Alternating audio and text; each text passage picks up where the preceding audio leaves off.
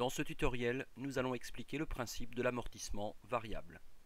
L'amortissement correspond à une perte de valeur définitive d'un élément de l'actif du bilan, du fait, de l'usage, du temps ou du changement de technique par exemple. L'amortissement est obligatoire, il entraîne plus de charges pour l'entreprise, donc moins de bénéfices et ainsi moins d'impôts. Par contre, l'amortissement est une charge non décaissable, ce qui signifie que pour l'entreprise, il n'y a aucun paiement.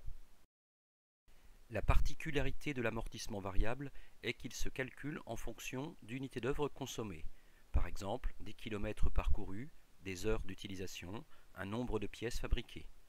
Il traduit ainsi de manière plus précise l'usure réelle du bien. Prenons pour exemple un outillage d'une valeur de 200 000 € hors taxe, avec une durée prévue d'utilisation de 4 ans. La machine a été achetée le 20 juillet, mise en service le 26 juillet. L'activité prévue est de 600 000 pièces.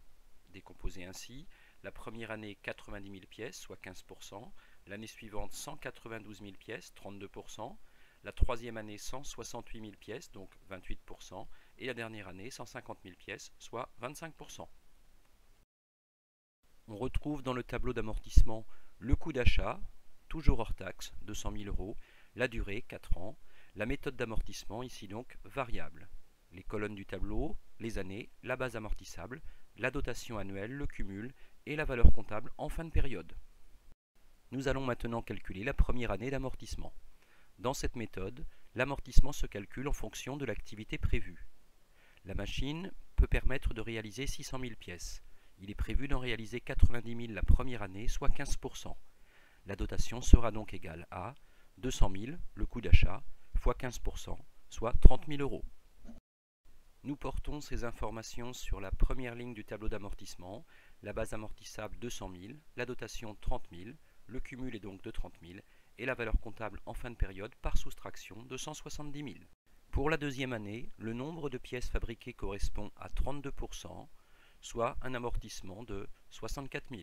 Le cumul est donc de 94 000 et la valeur comptable de 106 000. Pour la troisième année, le nombre de pièces fabriquées correspond à 28%, soit une dotation de 56 000. Le cumul est à 150 000 et la valeur comptable de fin de période à 50 000.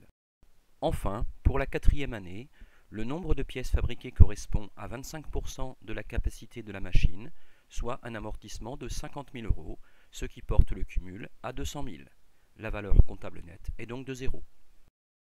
Nous allons introduire une variante dans l'exercice en supposant qu'à l'issue des 4 ans, la machine sera revendue pour une valeur résiduelle de 20 000 €.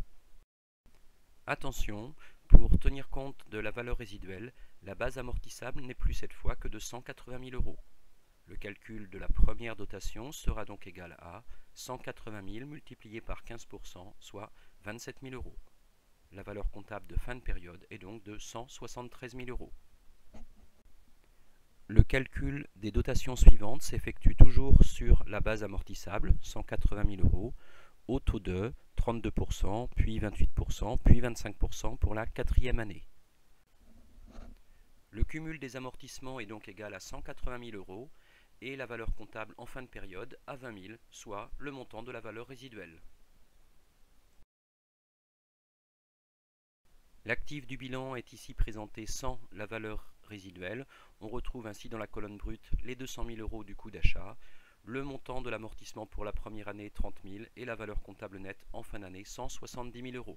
Les 30 000 € d'amortissement apparaissent également dans le compte de résultat, en gardant en mémoire qu'il s'agit par contre d'une charge non décaissable. Ces deux valeurs figurent également dans l'annexe, dans le tableau des immobilisations en tant qu'acquisition et dans le tableau des amortissements en tant que dotation de l'année pour les immobilisations corporelles. Deux autres tutoriels sont à votre disposition, l'un sur l'amortissement linéaire, l'autre sur l'amortissement dégressif.